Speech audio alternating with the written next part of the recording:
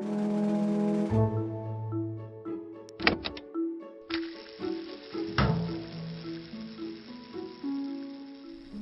for today's TonkoCast, we have this amazing guest, Steve Yang. Steve is the CEO of this company, Zamigo. They put up this amazing exhibition in Korea. So I actually got to go see the exhibition and attended the opening, and it was one of the most amazing things I've ever seen, and it was our first time in Korea. Robert and Steve will talk about Tonkatsu exhibition, which is currently going. It's going to be up until the end of August. Cool, great. So we have Steve Yang from Zamigo, who is our partner in Korea and led kind of the effort to bring the Tonko House exhibition to Seoul. So thanks, Steve, for being here. Thanks for having me. First, I just wanted to talk through the first time we met, and I'm curious what led to that meeting overall. Yeah, so I think originally I first got to know Tonko House through a mutual friend. Kane Lee was a college buddy of mine and is a friend of the studio, and he showed me one of the films, Dam Keeper, and was just really, as those who've seen the film, just blown away by the story and also the unique look and feel, but really the story. And through that, I just got to get to know the studio better, reading a lot of stuff online, and I was really impressed by the story, frankly. Robert, you and Dice, and how you guys left Pixar, at the kind of at the top of your careers there to start your own studio. Really admired that courage, and also just the work that you guys put out.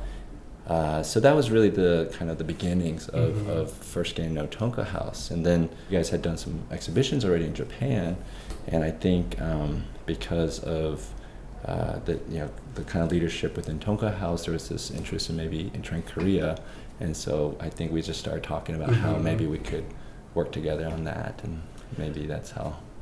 Yeah, absolutely. And Kane is somebody that we've worked with quite a bit. He's a producer that we worked with the Dam Keeper feature. He's someone that Dice worked with at Blue Sky. Yes. And we trust him. More than anything, we're always asking him for his opinion on people and network and kind of the potential for business for Tonko House. And one thing that gave us a lot of confidence is that he always talked about you very highly, and that he felt like... I paid him well. Just kidding. But, I think it's one of those things that genuinely and sincerely Kane talked to us in a way that made us feel on the forefront that this is someone that if we have the opportunity, you should work with Steve, because also your past and your career is not so obviously related to exhibitions. And can you talk a little bit about where the world you come from? So it's exactly the same, right? It's Right. So yeah, my career has gone a little bit all over the place in some ways, but both geographically, starting in the U.S., was based out of San Francisco doing strategy consulting, then went to Asia, was still doing strategy, then moved into operational roles with like U.S. Fortune 200 companies. And specifically within this really sexy industry in heavy equipment. So for those of you who may have a Dodge Ram pickup truck and get a diesel engine option, it's called Cummins Diesel. So Cummins is actually the world's largest independent engine maker, diesel engine maker. And in the U.S., they actually power almost all the buses and all the RVs on highway, a lot of construction equipment, and then I was actually running the Korea distribution business, and for there it's really around backup power, because of data centers, as most people know, Korea, a lot of high-tech things, so they all need backup power, so that was a lot of the business there. So it's this kind of little bit of a switch from selling diesel engines to animation and storytelling. And And I think a lot of people, including myself, would probably, at the time I wondered, this guy Steve comes from this background, what interest does he have in Tonko House, and also should we be trusting him with taking this exhibition Right. into an area where, especially for Dice and I, we don't have a ton of familiarity. But also, I think your style of leadership, and this is something that I didn't know in the beginning, but that Kane had told me about a little bit, and also my instincts overall I had a good feeling towards our relationship. But even within these comfortable companies, if you're comfortable, Cummins is kind of known for a certain sort of approach to business overall. Can you talk a little bit about that? Yeah, absolutely. The reason why I joined Cummins and just even to this day really admire it is because of the values of the company. And Cummins has actually been at the forefront of a lot of progressive civil rights issues for a long, long time. A lot of people are not aware of it because it's based in the Midwest and Indiana. One of the early founder CEOs of Cummins was actually named by Martin Luther King Jr. as the most progressive businessman in America. That's amazing. Because he was one of the first, if not the first, to hire African American managers into the Midwest. He's also been advisors to past presidents, helped write legislation against apartheid in South Africa. So for a long time, Cummins has always really, really valued diversity and not just lip service, but really try to be supportive. And as you can imagine, some of the stereotypes, about certain Midwest, it can be hard, or there's an easy path you could probably take. And I would say Cummins always took the harder path when there was a choice in terms of those issues. So I think they've always placed a lot of emphasis on leaders and also I think in some ways, and this is where the connection with Tonka House I think also comes into play, is on these values. And I think that's one of the things that really, I mentioned this before, but I just really admired about Tonka House, this sense of, I think you or Dice had mentioned, not trying to be just another Pixar.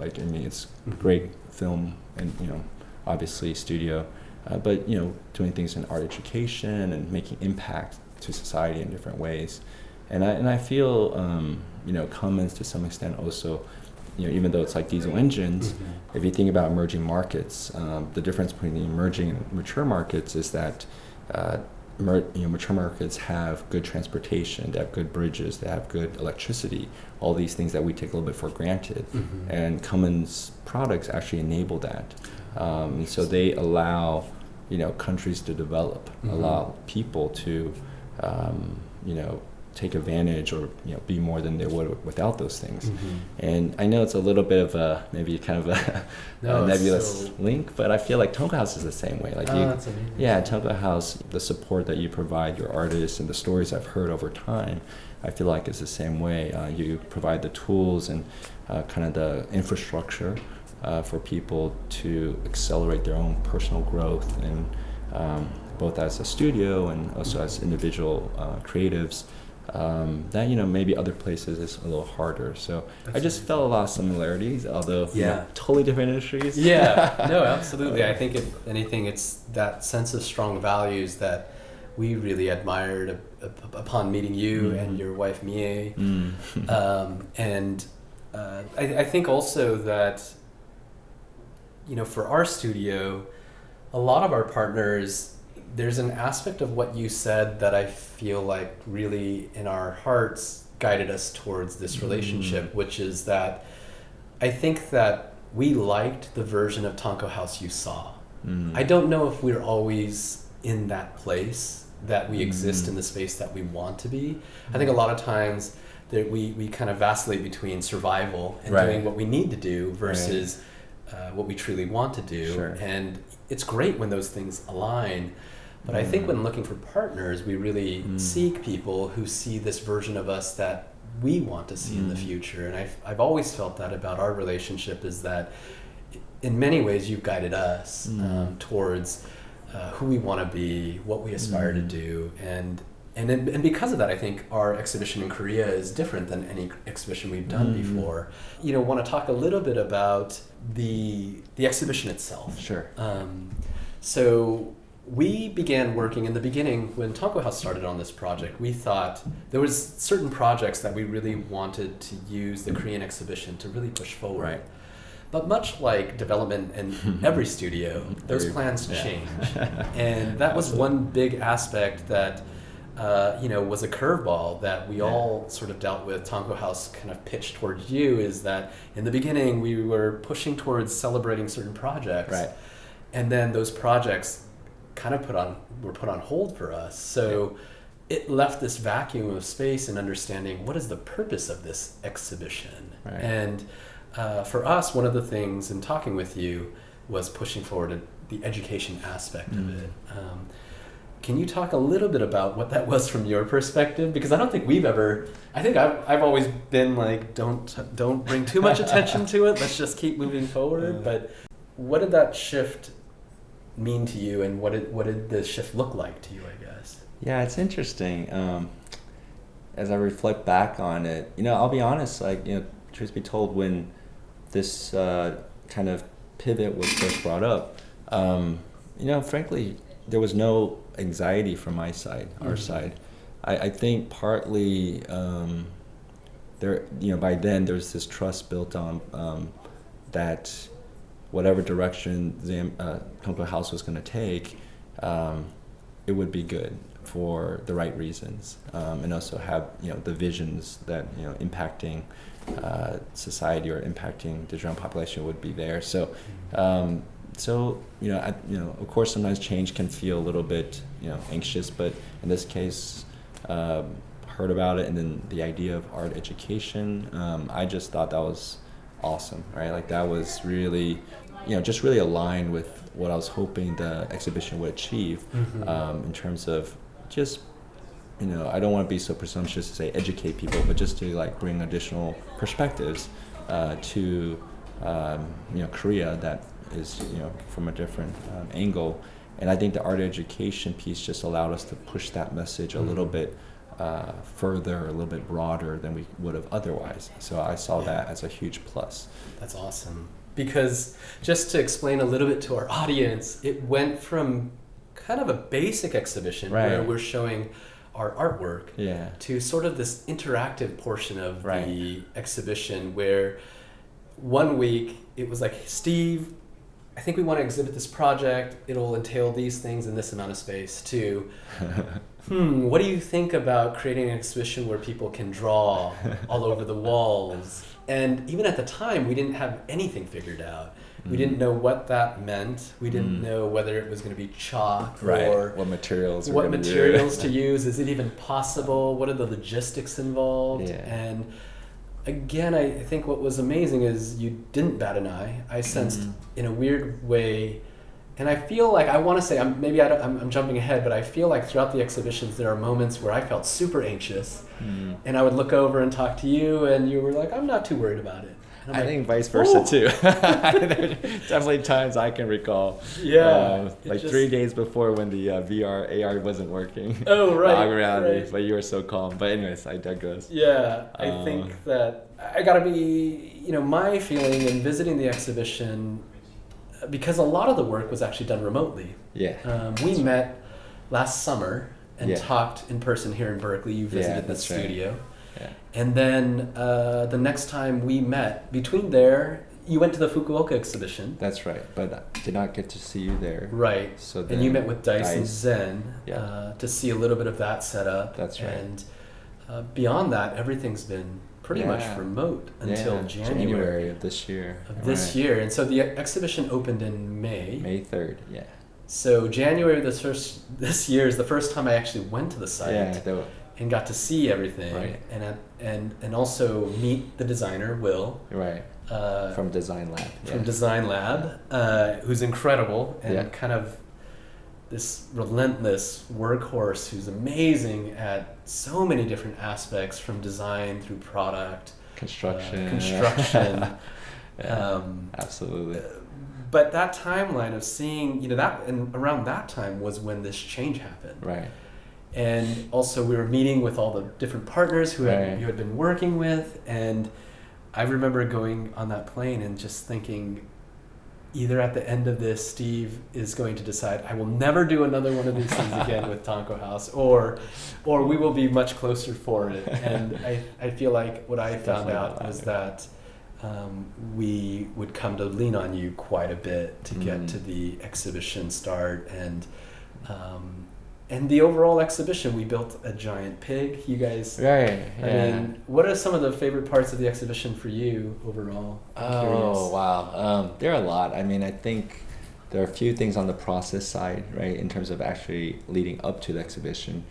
And, personally, there's a lot of individual learnings that happened, which, I always enjoy.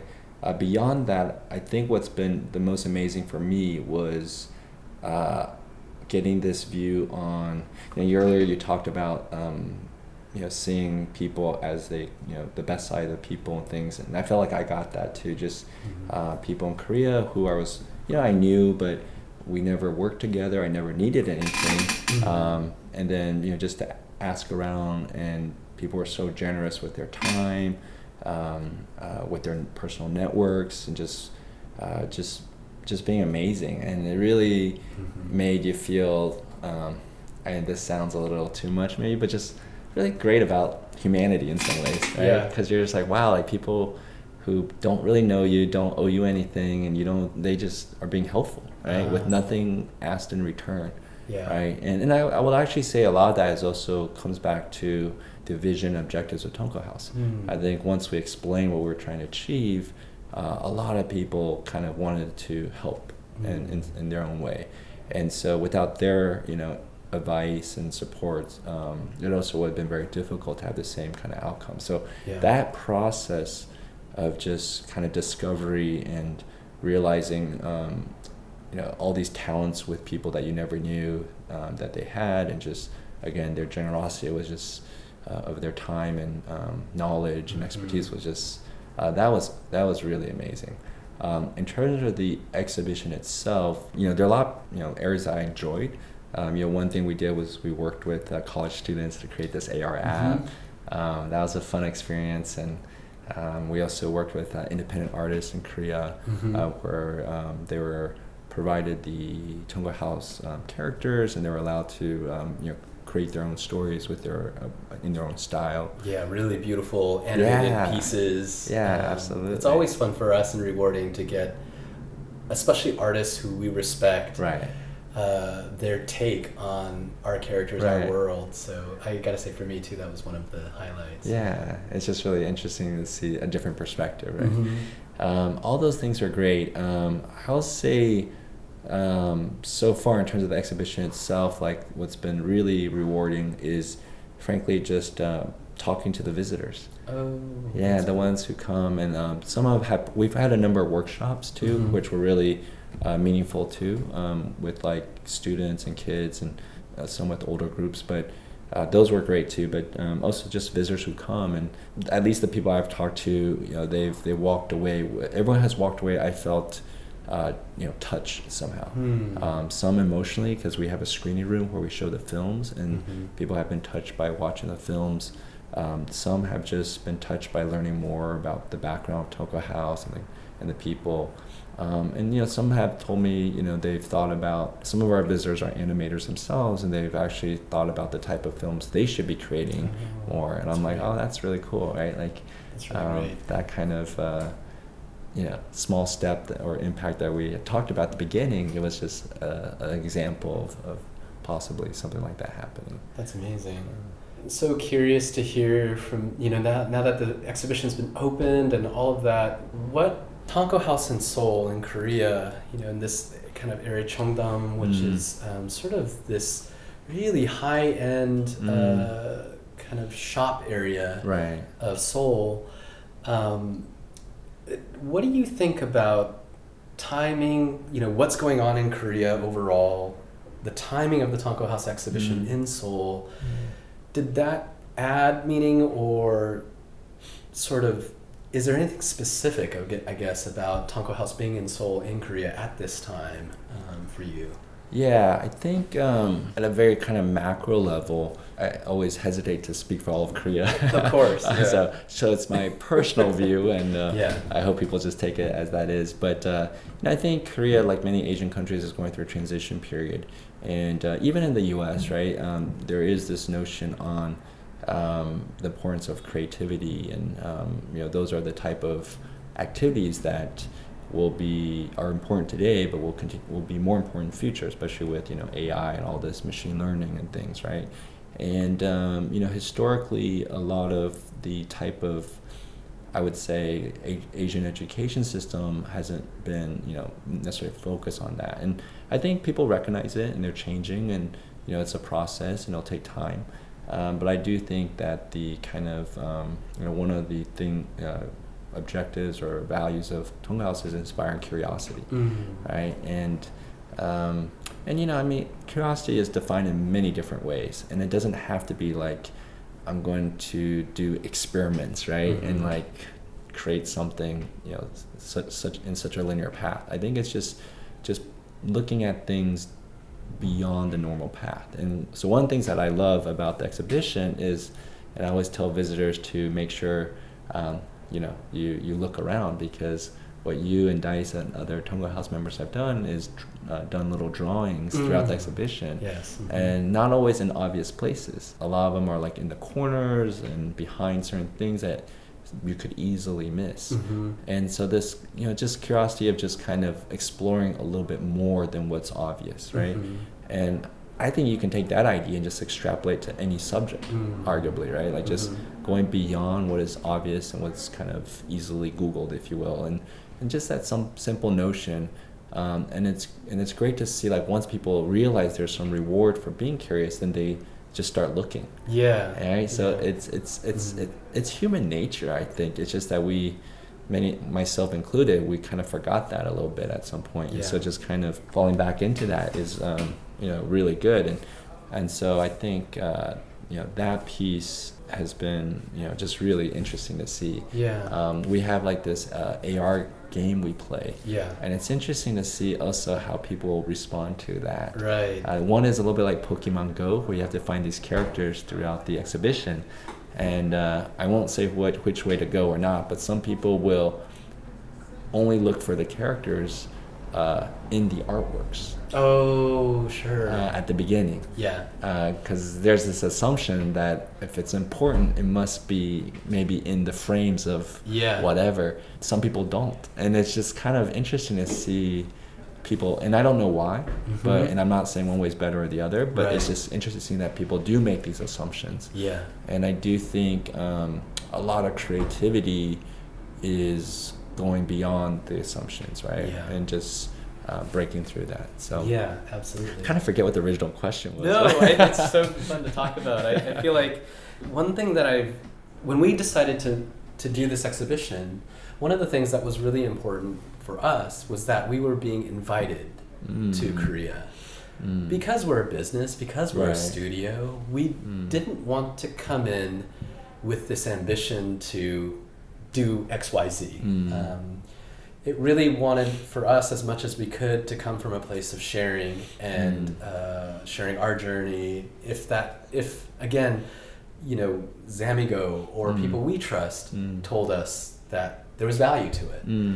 And also, selfishly, it invited us into Korea, because I've never been to Seoul ahead of this year for the exhibition, and learn about Korea a bit. And I have to say that, especially after the different trips, the last trip, one of the things that we did all this press, we did all these things, and there's this thing that actually, since leaving Seoul, since leaving Korea, has really stuck with me, that I wish, because all throughout Korea, the press in Korea were asking us, why are you here? What's your purpose?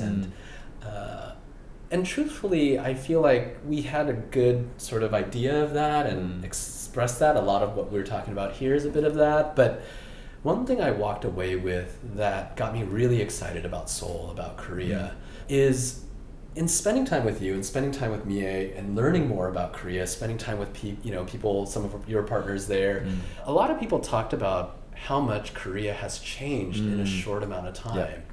That at some point, not that long ago, surprisingly, Seoul was a very different place. Oh, absolutely. And since then, they've risen as this sort of cultural point throughout the world in which people are paying attention to Seoul and Korea. And this happened very quickly. And because of that, I think identity in Seoul of what is distinctly Korean and what does it mean to be in Seoul. One thing I felt like was, man, Seoul is just a cool place. I mean, it's the culture there, the pop culture that's there. Everyone's dressed so well, and everyone kind of is at the cutting edge of what in the world people are paying attention to. And I feel like Korea, because it has so rapidly changed, that is the nature of Seoul, is that there's this constant change, constant building and growing and commerce. And I feel like when I look at the world and I think about all the hardship that we face, one thing that is inevitable is the speed at which people will have to go through change. That's right. And this is something that I am so excited about. Being a part of an exhibition in Seoul was us being able to see that, to see that change is actually so important at this point in the world. If we want to, I mean, both of you have kids, I have kids, and I'm thinking all the time about the world they're going to grow up in. And Seoul is one of those places that actually gave me a lot of hope. Not because they had the answer, but because as a culture, as a group, they were so accustomed to adapting and changing, and both kind of, and what I love about it is I feel like there's an aspect of adapting other cultures, but also maintaining what is distinctly Korean. And I gotta say, that's something that really got me fired up about, even if I didn't 100% know exactly why we felt so good about going into Korea, I feel like I walked away with that, that sort of feeling overall. Anyways, I wanted to share that, but I also wanted to talk a little bit about your company, Zamigo. Zamigo, when did it form? And also the mission that you guys have is so, we at Tonko House, we love your mission. But I'm curious to talk about the company a little bit and where it came from and the name even. Great. So we formed last year over the summer, July. The mission statement is to really inspire, connect, and impact through the power of storytelling. I think the germination of that is really around, as I look back on my own personal career, the things that I found the most meaningful, that I felt the most proud of, and it tended to be areas where I felt either hopefully I inspired someone or I was inspired. I think this notion of connecting and relationships and then just making a difference. My personal belief is those are very kind of fundamental human feelings or human kind of wants, if you will. And then storytelling, I think that's something that really differentiates us from all other beings on earth, right? Sure. Like, some people might say language, but there's ways of communicating, right, that exist. But storytelling, where I think that is very uniquely human, and it's something that all humans respond to somehow, and that's where if you really want to change the world, I think you have to tell a good story. I don't think that is possible without it, and I'm not saying I'm good at telling stories or anything like that, but I think that's ideally want to encapsulate that somehow in terms of whatever the company is working on, and that's where I thought Zamigo and Tonka House was such a good fit in that sense. And in terms of the company name, I mean, there's a couple ways to look at it. One is Zami is also in Korean. It's like fun, Jamie. The letters Z, M, and Y also kind of represent my kid's first name, and my wife's name, and my last name. That's awesome. That's where we got that. And then Go is kind of like, frankly, Zami was already taken. So we added Go, like Pokemon Go, and then the idea of moving forward in some ways. That's cool. Just seemed to be okay. Yeah, that's great. Just kind of one last question, because we probably want to wrap up a bit, but kind of last words or thoughts on, since it's opened, and kind of reactions, and also just your feelings now that I'm sure it was a relief. I mean, the opening, just so everyone knows, we've done a lot of these exhibitions, and they've all kind of stood out on their own for different reasons, but I have to say the opening of the Korea exhibition for me was really first of all, the exhibition's huge in comparison to a lot of the exhibitions we've done, and it included some of these unknown pieces, such as the AR app, the education wall, the screening room. But it was really a pretty smooth opening as far as I can see, and it was really a warm, when we had sort of the kind of special event that was the opening for kind of people who helped and worked on it was such a warm feeling overall. And but what was your reaction so far to all of that? Yeah, I mean, kind of the same. I think overall just really positive. The opening. I think I was probably running on like 2 hours of sleep. Yeah. So my memories are kind of in and out. But it was a great evening, and of course you go in worrying about a million things. And just happy that everything worked out really well, and people who, at the end of the day, right? To me, it's really about the visitors, and the feedback I've gotten at least is that people are just we're very happy to be there, and I think you saw that, or I saw that in terms of some of these openings that I've been to, right? People come for a short time and go, and I think one thing that's kind of unique about people who come to our exhibition is that they stick around. I think you can go through it quickly if you want, just to see the kind of artwork, kind of the the kind of beauty and everything. But I do think there's layers of depth to the exhibition in terms of some of the interactive pieces, but also just the kind of descriptions and behind the scenes stuff that we show and share. So I guess that might be just kind of my final message in some ways, or thoughts is, one, just, personally just really thankful to Tonka House and all the amazing members in Tonka House. And I'm not just saying that because you're here, Robert. I've said this to many people when you're not here, but I've always been very impressed by the type of people that you that are part of Tonka House. And again, it's not about necessarily the resume and how success is, but just the type of people, I think, and that feeling that I think you mentioned warmth and at the opening. Frankly, I feel the same when I visit Tonka House, and I feel the same when I see people here and the welcome I get, and I just feel like this represents, I think, a lot of what Tonka House is either aiming for or already is. So one, I just want to make sure just highlight that, and two, of course, to all the the fans and visitors who've already come to the exhibition.